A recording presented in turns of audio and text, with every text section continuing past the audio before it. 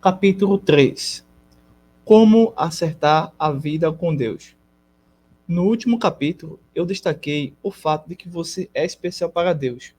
Na verdade, você é tão especial que Deus enviou seu Filho, Jesus Cristo, para salvá-lo, para que você tenha força para viver.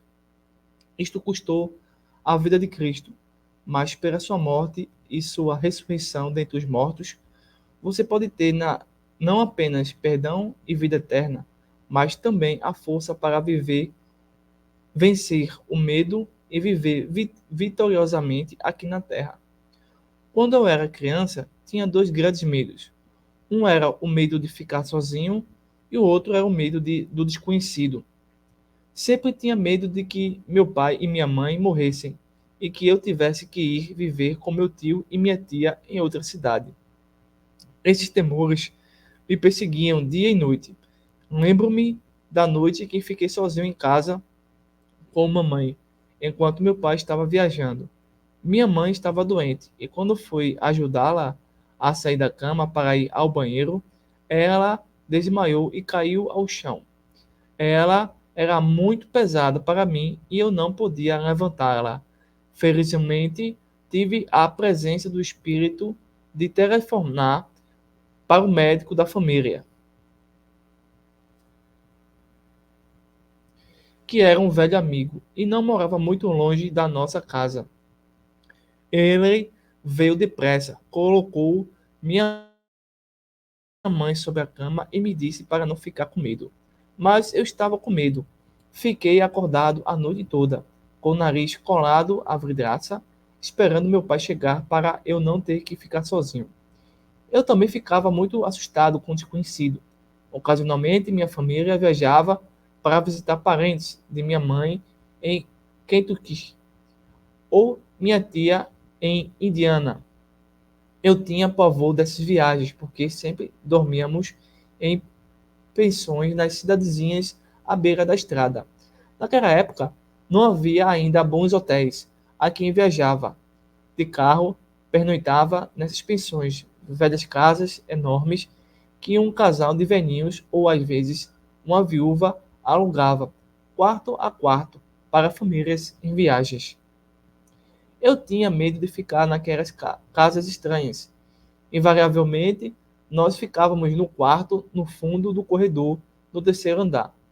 Se tivesse sorte, dormia na mesma cama que meu irmão caçula.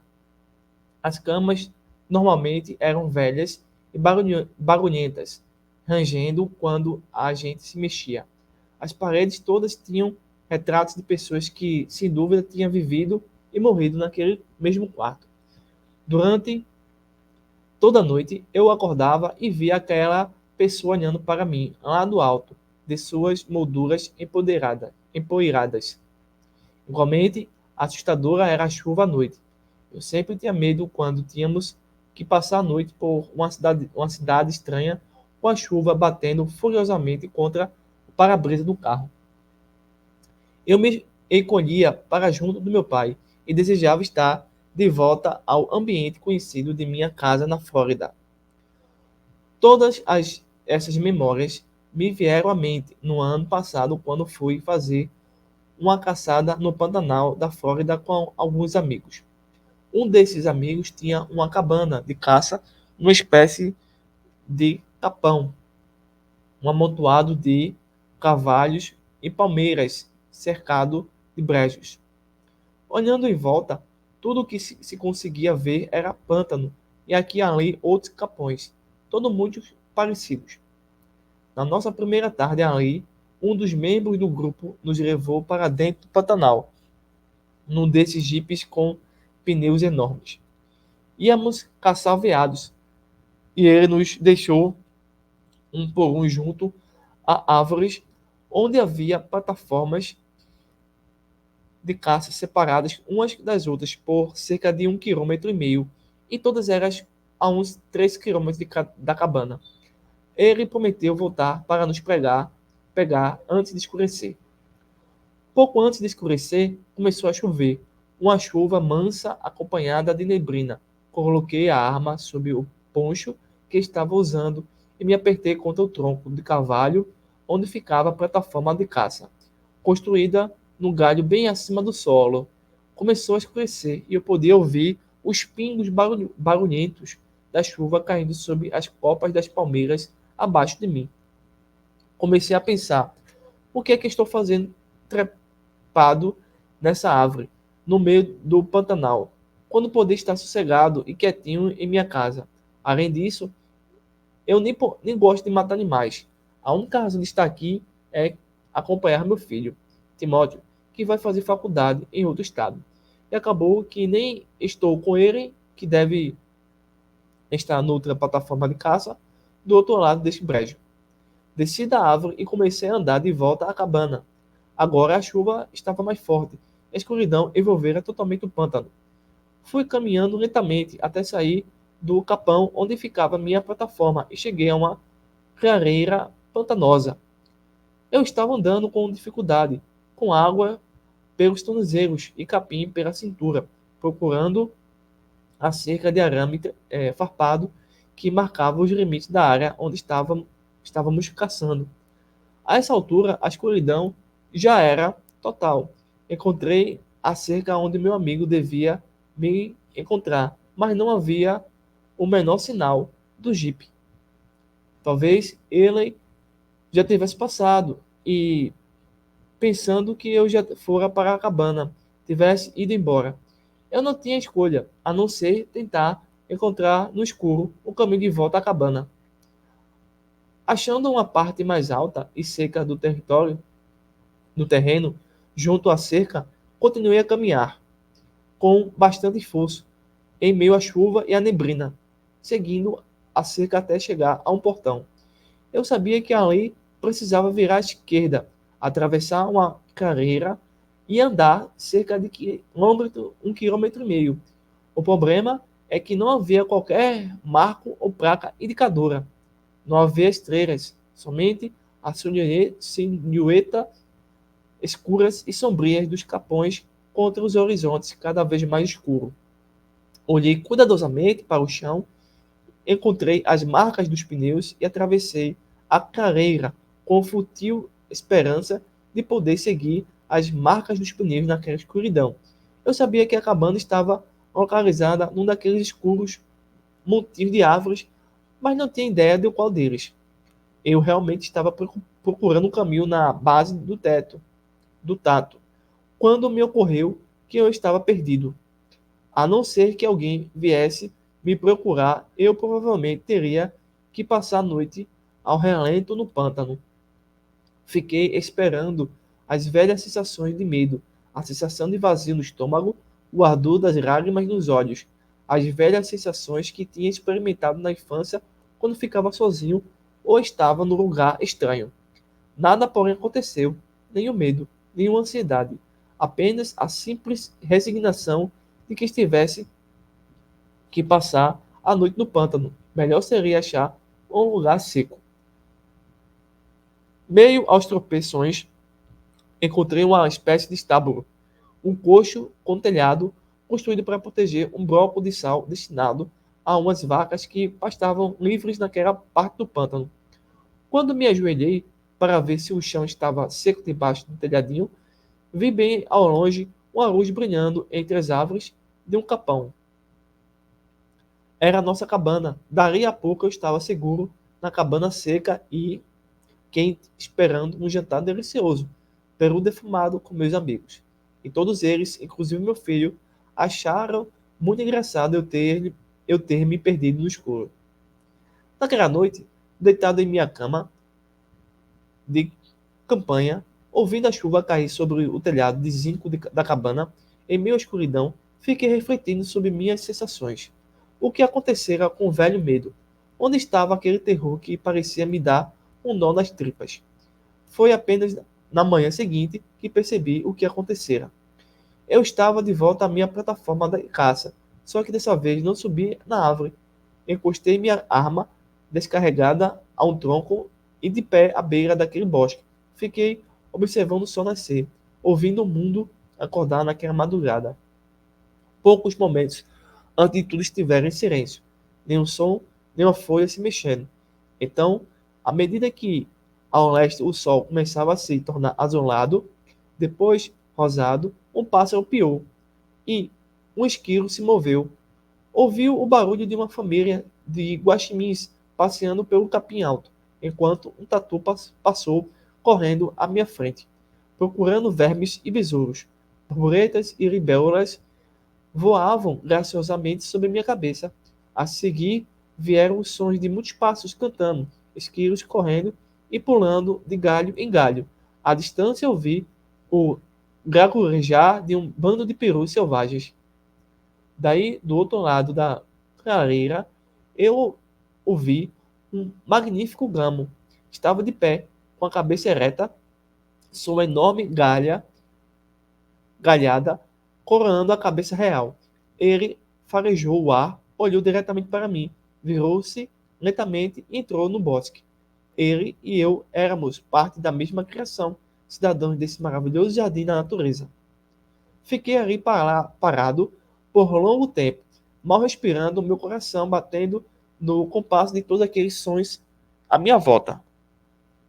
A chuva da noite anterior deixara a terra limpa e o ar doce. O sol dourado se levantou no oriente por trás das palmeiras e, de repente, toda a terra estava viva, cheia de cor e som. Eu me ouvi cantando um velho hino. Quando o amanhecer doura os céus, meu coração acorda e branda. Jesus Cristo seja louvado. A noite torna-se dia, quando do coração dizemos: Jesus Cristo seja louvado. O poder da escuridão desaparece quando este canto é ouvido: Jesus Cristo seja louvado. Era isso. Os poderes da escuridão já não tinham domínio sobre mim. Por quê? Porque vários anos antes eu entregara a minha vida a Jesus Cristo, confiando nele como meu Salvador. Aquilo que antes me aterrorizava já não tinha mais poder sobre mim. Agora, graças a Jesus, eu tinha força para viver. Eu tinha tomado para mim as palavras que o apóstolo Paulo escrevera ao seu jovem amigo Timóteo. Porque Deus não nos tem dado espírito de covardia, mas de poder, de amor e de moderação. 2 Timóteo, capítulo 1, verso 7. Mas como é que alguém entrega sua vida a Jesus Cristo? Como é que você pode entrar nessa íntima amizade com o Senhor Deus do universo, aquele que nos tira o medo e nos dá força para viver? Assim como há certas leis físicas que governam este universo físico, leis que fazem o sol nascer e a chuva cair, há certas leis espirituais, certas verdades que governam seu relacionamento com Deus. Se você se submeter a essas leis, permitirá que Cristo se torne seu Salvador e, por isso, Senhor de sua vida. Quando isso acontecer, ele substituirá sua frágil força humana com sua força sobrenatural para viver. Primeira lei. Deus o ama e oferece um plano maravilhoso para a sua vida. O amor de Deus. Porque Deus amou o mundo de tal maneira que deu seu Filho unigênito, para que todo aquele que nele crê não pereça, mas tenha a vida eterna. João capítulo 3, verso 16. O plano de Deus. E eu vim para que tenham vida e tenham em abundância. João capítulo 10, verso 10. Infelizmente, como já vimos, simplesmente saber que Deus o ama e tem um plano maravilhoso ao se dispor não é suficiente. Há certas coisas que nos impedem de experimentar o amor de Deus. Isso nos leva à segunda lei. Segunda lei. O homem é pecador e está separado de Deus. O homem é pecador e está separado de Deus.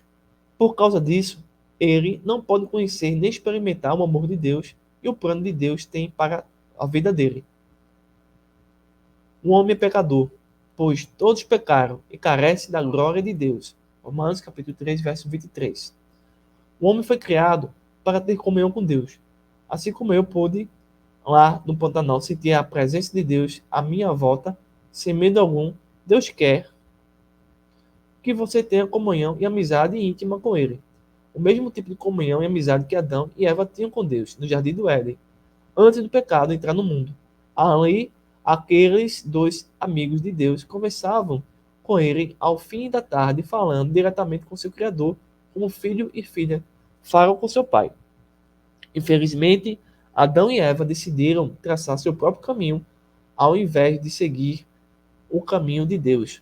Romperam sua amizade com Deus e desde então o homem tem escolhido seguir seu caminho independente de Deus. Às vezes, essa vontade própria toma a forma de uma rebeldia aberta contra Deus e suas leis. Às vezes, ela se expressa numa indiferença passiva com Deus. Seja qual for a forma que apareça, esse exercício da vontade humana, independente de Deus, é aquilo que a Bíblia chama de pecado. O homem está separado, porque o salário do pecado é a morte, separação espiritual de Deus. Romanos capítulo 6, verso 23. Este diagrama ilustra o fato de que Deus é santo e o homem é pecador. Um grande abismo os separa.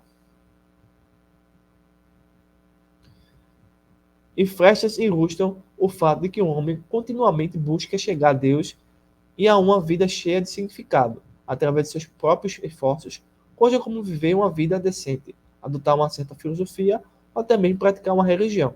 A terceira verdade explica o único meio de ultrapassarmos este abismo que separa um homem de Deus. A terceira lei. Jesus Cristo é a única provisão feita por Deus para o pecado do homem. Através dele, você pode conhecer e experimentar o amor de Deus e o seu plano para a sua vida. Ele morreu em nosso lugar, mas Deus prova o seu próprio amor para conosco, pelo fato de ter Cristo morrido por nós, sendo nós ainda pecadores. Romanos capítulo 5, verso 8. Ele ressuscitou dos mortos. Cristo morreu pelos nossos pecados, segundo as Escrituras, o que foi sepultado e ressuscitou ao terceiro dia, segundo as Escrituras, e apareceu a Cefas e a dois, e depois aos 12. Depois foi visto por mais de 500 irmãos de uma só vez. 1 Coríntios capítulo 15, verso 3 ao 6. Ele é o único caminho para Deus. Respondeu-lhe Jesus: Eu sou o caminho, a verdade e a vida. Ninguém vem ao Pai senão por mim. João capítulo 14, verso número 6. Este diagrama ilustra que o próprio Deus se encarregou de construir uma ponte sobre o abismo que nos separa dele. E isso ele fez quando enviou seu Filho, Jesus Cristo, para morrer na cruz em nosso lugar, para pagar a penalidade dos nossos pecados. Aí estão as três leis. A questão é que não basta apenas conhecê-las, é preciso conhecer ainda uma quarta lei. Quarta lei. Precisamos individualmente receber o Senhor Jesus Cristo como nosso Salvador. Então, e só então, poderemos conhecer e experimentar o amor de Deus e o seu plano para a nossa vida. Precisamos receber a Cristo, mas a todos quantos receberam, deu-lhes o poder de ser filhos de Deus, a saber, aos que creem no seu nome. João capítulo 1, verso 12. Precisamos receber a Cristo mediante a fé, porque pela graça sois salvos mediante a fé. Isto não vem de vós, é dom de Deus, não de obras, para que ninguém se glorie. Efésios capítulo 2, verso 8 e 9. Quando recebemos a Cristo, experimentamos um novo nascimento. E isto respondeu Jesus: Verdade, verdade te digo, que se alguém não nascer de novo, não pode ver o reino de Deus. João capítulo 3, verso 3. Recebemos a Cristo por um convite pessoal. Eis que estou à porta e bato. Se alguém ouvir a minha voz e abrir a porta, entrarei em sua casa e cearei com ele e ele comigo. Apocalipse capítulo 3, verso 20. Receber a Cristo significa voltarmos para ele. Para fazer isso, é preciso voltar as costas ao nosso pecado. Não somos capazes de fazer isso por nossos próprios esforços. O que precisamos fazer é nos dispormos a abandonar o pecado e entregarmos a Cristo o direito de controle sobre nossa vida. Então, expressando nossa fé, isto é, nossa confiança pessoal nele, convidamos Jesus a entrar em nossa vida e ser Senhor dela. Embora isso pareça muito difícil, é de fato algo bem simples. Tudo que você tem que fazer por um ato de sua própria vontade é dizer: Jesus Cristo, quero que assuma o controle da minha vida. Se este é o seu verdadeiro e sincero desejo, Jesus o fará. Vou ilustrar essa situação com dois círculos que representam dois tipos de diferentes de vida: a vida dirigida pelo ego e a vida dirigida por Cristo. A vida dirigida pelo ego. O ego ocupa o trono, Cristo está fora da vida. Os interesses são dirigidos pelo ego, o que frequentemente produz conflito e frustração. Vida dirigida por Cristo. Cristo está na vida e ocupa o trono. O ego está submisso a Cristo. Os interesses são dirigidos por Cristo, o que resulta em harmonia com o plano de Deus. Qual desses ciclos representa a sua vida? Qual deles você gostaria de que representasse a sua vida daqui em diante? Como você pode receber a Jesus Cristo? Quando você para e pensa que o homem foi criado por Deus com um propósito, o de ter comunhão com Ele, é lógico e simples deduzir que o maior propósito de Deus para você é ver restaurada essa comunhão. Como é que isso acontece? Acontece quando você aceita o Filho de Deus, Jesus Cristo, como seu Senhor, aquele que irá, de agora em diante, dirigir a sua vida. Você poderá perguntar: isso quer dizer que vou ter que me filiar a alguma igreja? E as coisas erradas que eu faço? Não tenho que parar de fazer para então ser digno de ter testemunho com Deus, comunhão com Deus? Eu já fiz muita coisa ruim. Não acredito que Deus vá me receber do jeito que sou. Não tenho que fazer alguma coisa antes dele me receber? Vamos deixar essas perguntas de lado por enquanto, porque elas agora não fazem a menor diferença. Todas se baseiam na ideia de que você precisa fazer alguma coisa para que Deus o receba. Você se lembra do versículo que observamos há pouco, no livro de Éfeso? Ele mostrava que nosso relacionamento com Deus não é obtido por obras, mas é um dom de Deus. Nenhum de nós jamais poderia conquistar ou merecer o perdão e o amor de Deus. Ele, porém, o coloca gratuitamente à disposição de qualquer pessoa que deixe de confiar em suas boas obras e em seus esforços e dependa exclusivamente de Jesus Cristo para a salvação eterna de sua vida. E o que é mais maravilhoso ainda é que você nem precisa esperar que Deus o receba. Ele é que está esperando que você o receba. Veja como fazê-lo.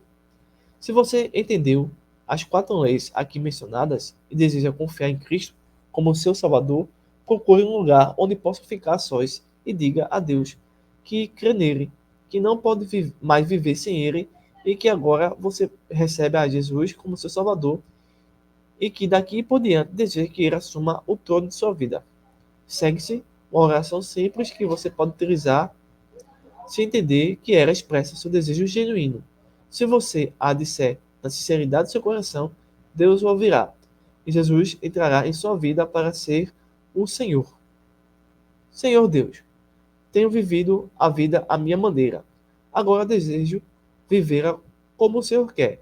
Preciso do Senhor agora e agora peço que assuma o controle da minha vida.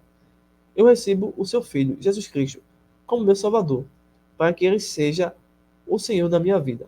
Creio que ele morreu por meus pecados e que ressuscitou dos mortos. Entrego-me a ele como meu Senhor, como meu Senhor. Vem, Senhor Jesus, e ocupa o trono da minha vida. Ajuda-me a viver de maneira que o Senhor quer. É isso aí. Simples. É lógico que há muita coisa maravilhosa para lhe acontecer. E é sobre isso que fala o resto desse livro. É aqui, porém, que tudo começa. Agora que você recebeu a Cristo e permitiu que ele assumisse o trono de sua vida, deve esperar mudanças tremendas. Vamos começar a conversar sobre essas mudanças também e sobre o que você pode esperar dessa nova vida que começa hoje.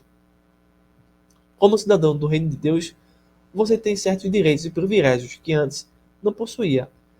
São coisas sensacionais, pois o verdadeiro cristianismo não é apenas uma questão de entregar, é também uma questão de receber dádivas maravilhosas de Jesus, traz consigo quando assume o lugar de sua vida. de que confia nele. Na verdade, no momento em que, através de sua fé pessoal nele, recebeu a Cristo, muitas coisas aconteceram, inclusive as seguintes. Primeiro, Cristo entregou em sua vida. Você já viu esses carrinhos de controle remoto nas lojas de brinquedos? Parecem que vão funcionar, iguais ao de verdade. Mas ao examinar as embalagens, você encontra um aviso. As pilhas não estão incluídas. Sem as pilhas, por mais real que pareça, o carrinho não funciona. Você foi feito à imagem de Deus, mas por causa do seu pecado, as pilhas nunca funcionaram. Agora que Cristo perdoou seus pecados, entrou em sua vida, trouxe consigo a sua força, o seu poder. Olhe com atenção para estas palavras de Jesus. Eis que estou à porta e bato. Se alguém ouvir a minha voz e abrir a porta, entrarei em sua casa e cearei com ele e ele comigo. Apocalipse capítulo 3, verso 20. Paulo fala da presença de Cristo em nós, dizendo: Cristo em nós, em vós, a esperança da glória. Colossenses capítulo 1, verso 27. Isto é sensacional. É a força de Deus em nós. Segundo, seus pecados foram perdoados. Quando minha segunda filha tinha mais ou menos 2 anos, subiu na cômoda do nosso quarto e achou um anel que meu pai me dera. Não era um anel valioso, mas tinha muito significado sentimental para mim. Robin brincou com o anel por algum tempo, depois jogou no vaso e deu descarga. No dia seguinte, quando perguntei se alguém tinha visto meu anel, ela admitiu seu erro. Eu a castiguei, mas mesmo depois do castigo, não consegui perdoá-la. O anel era muito valioso para mim. Na tarde seguinte, cheguei em casa do trabalho e sentei-me para ler o jornal. Quando levantei os olhos, lá estava Bruce, meu filho de 4 anos. Ao lado dele, com lágrimas rolando pelo rosto, estava a pequenina Robin. Bruce falou por Era. Robin está arrependida por ter perdido seu anel, papai. Mas nós fizemos outro para você, hoje de tarde. Ele estendeu a mão. Nela havia um anel trançado com palhas de pinheiro. Eu agarrei a ambos em meus braços e os apertei contra o peito. Nunca mais senti falta do meu velho anel, nem culpei minha filha pelo que fizera. Por causa da ação de seu irmão, ela foi perdoada totalmente. Foi isso que Jesus fez por nós. Ele, diante de Deus, pagou o preço de nossos pecados por causa dele, diz Paulo, em Colossenses capítulo 1, verso 14. Temos a redenção e a remissão dos pecados. Terceiro, você se tornou um filho de Deus. De fato, a Bíblia diz que você tem os mesmos direitos do Filho de Deus, Jesus Cristo. Estes são direitos herdados, porque você é agora um herdeiro de Deus e cordeiro com Jesus Cristo. A todos os quantos o receberam, deu-lhe poder de serem feitos filhos de Deus. João capítulo 1, verso 2. Escreveu João, um dos biógrafos de Jesus. Algo assim aconteceu com minha irmã mais nova. Depois de meus pais terem tido 4 filhos homens, decidiram adotar uma menina. Ela tinha apenas alguns dias de vida quando a minha mãe a trouxe do hospital para a nossa casa. Embora outra mulher, não minha mãe, tivesse dado aquela menina à luz, meu pai aceitou Aldwin plenamente como sua própria filha. Ela recebeu o nome da família e partilhou igualmente de tudo que pertencia à nossa família. Recentemente, eu participei de um encontro de homens num centro de convenções perto da cidade onde Audrey está morando. Uma tarde, ela foi ao centro para me visitar. Embora nenhum dos homens daquele grupo a conhecesse de fato, ninguém ali sabia que eu tinha uma irmã. Quando ela apareceu no centro de convenções procurando por mim, vários a identificaram como minha irmã. Com o passar dos anos, até começamos a ficar parecidos um com o outro. Ela tem meu sobrenome e é filha de meu pai, plenamente aceita por toda a família. Quarto, você recebeu vida eterna. Isso pode não significar muito para você agora, mas será no final das contas a coisa mais importante que já lhe aconteceu: vida eterna. Além de significar que você pertence à família de Deus, significa que, pelo fato de ter Cristo morrido e ressuscitado dos mortos, vencendo a morte, você também viverá para sempre. A morte é o inimigo do homem e é o mais profundo medo do homem. Agora, como filho de Deus, você não tem mais que temer a morte.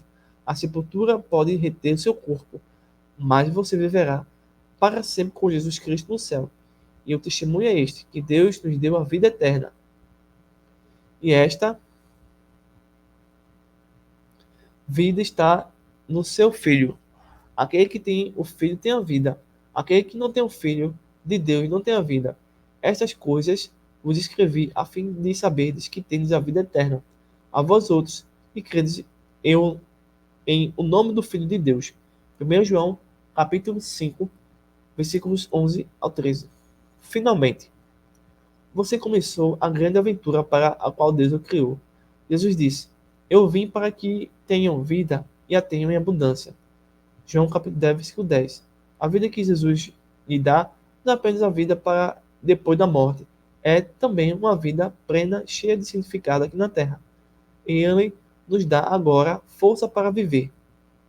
Se alguém está em Cristo, nos diz Paulo, é nova criatura, e as coisas antigas já passaram, eis que se fizeram novas. 2 Coríntios, capítulo 5, versículo 17. Toda a verdadeira aventura existente no universo está agora à sua disposição. Toda a alegria de estar no lado que já venceu a guerra, toda a sabedoria de Deus, toda a paz do céu, tudo isso é seu, e mais, por causa de Jesus. Agora, antes de prosseguirmos, vamos parar um pouco e recordar aquelas 4 leis que o trouxeram a este novo relacionamento com Deus. Talvez você até ache útil escrever os 4 pontos em cartões e recordá-los regularmente, até saber de cor. Daí, quando outros começarem a perguntar o que provocou mudanças tão maravilhosas em sua vida, você poderá compartilhar com eles essas mesmas leis. Deus o ama e oferece um plano maravilhoso para a sua vida. O homem é pecador e está separado de Deus. Por isso, não pode ter comunhão com Deus ou receber plenamente o amor de Deus. Jesus Cristo é o único caminho pelo qual um homem pode chegar a Deus. Através dele, porém, você pode experimentar o amor de Deus e o seu plano para a vida eterna. Cada pessoa precisa receber a Cristo pessoal individualmente. Não basta pertencer a uma igreja, qualquer que seja, ou mesmo ter pais cristãos. Se você o receber, ele fará também de você um filho de Deus. Como saber com certeza que Cristo está em sua vida? As pessoas com frequência perguntam: como posso saber com certeza se sou cristão? Se Cristo de fato entrou em minha vida? Lembre-se da promessa que examinamos em Apocalipse 3, verso 20. Ali Jesus disse: Se alguém ouvir a minha voz e abrir a porta, entrarei. Você pode descansar na autoridade do Deus fiel e na fidelidade de sua palavra, quanto ao fato de Cristo ter entrado em sua vida. Agradeça sempre a Deus por Jesus Cristo estar em sua vida e porque Ele prometeu jamais abandonar você. Hebreus capítulo 3, versículo 5. Você pode saber que Cristo vivo habita em sua vida e que você tem vida eterna a partir do momento em que confiou nele como seu Salvador. Com base em suas promessas, ele não vai enganar ou desapontar você. Você consegue pensar em qualquer coisa mais maravilhosa que lhe já tenha acontecido, algo que tenha sido melhor do que receber a Cristo? Antes de continuar a ler, por que não fechar um pouco o livro e agradecer a Deus aquilo que ele fez por você? Lembre-se de que seu relacionamento com Deus não se baseia em suas emoções ou sensações. Você pode nem estar se sentindo diferente do que se sentia antes de orar, confiando em sua vida a Cristo. As sensações virão com o tempo.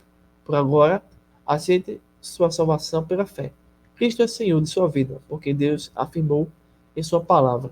A Bíblia que se você o receber, Jesus estará presente na sua vida. Viver pela fé. O problema é que a maioria de nós não consegue confiar que Deus fará realmente o que na Bíblia ele promete fazer. A Bíblia afirma: o justo viverá pela fé. Romanos capítulo 1, verso 17 e sem fé é impossível agradar a Deus. Hebreus capítulo 11.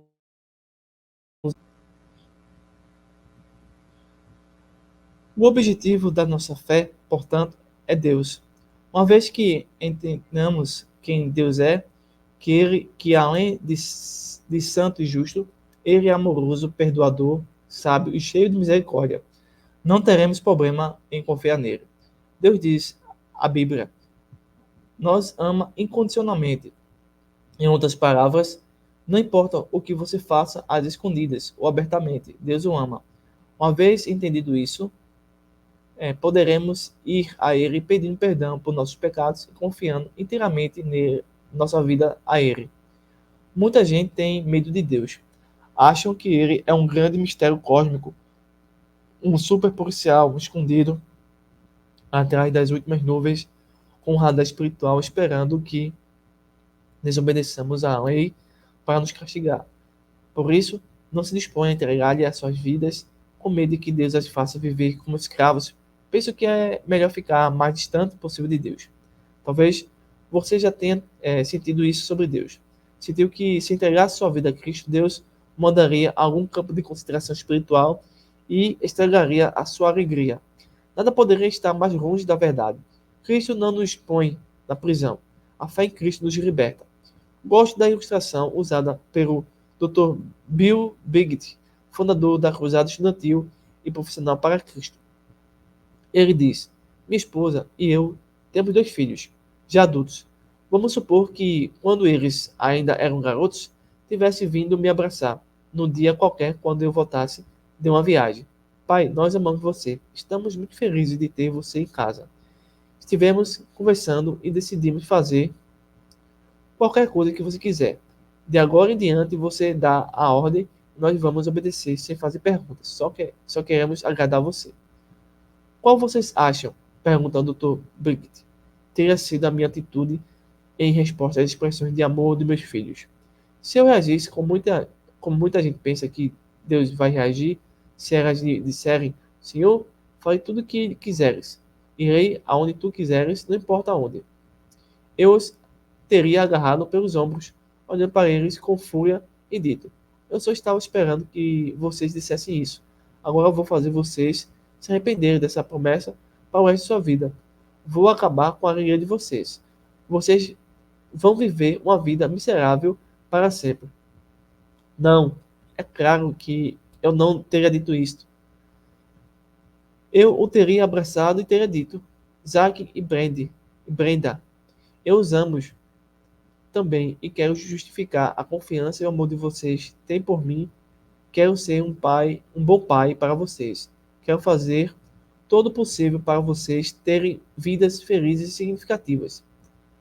Você acha que Deus quer menos do que isso para os seus filhos, para você? Lembre-se de que Ele o ama com amor eterno. Ele enviou seu filho para morrer em seu lugar e pagar apenas de seu pecado.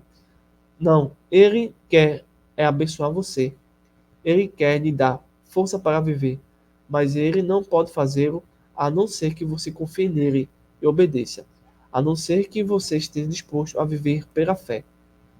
À medida em que você exercita a fé num Deus ilimitado e lança mão de seus recursos ilimitados, começará a experimentar a vida plena e significativa que Jesus veio nos oferecer. Irmãos, quanto a mim, não julgo haver alcançado, mas uma coisa faço, esquecendo-me das coisas que para trás ficam e avançando para as que diante de mim estão. Prossigo para o alvo, para o prêmio da soberana vocação de Deus em Cristo Jesus. Filipenses capítulo 3, verso 13 e o verso 14.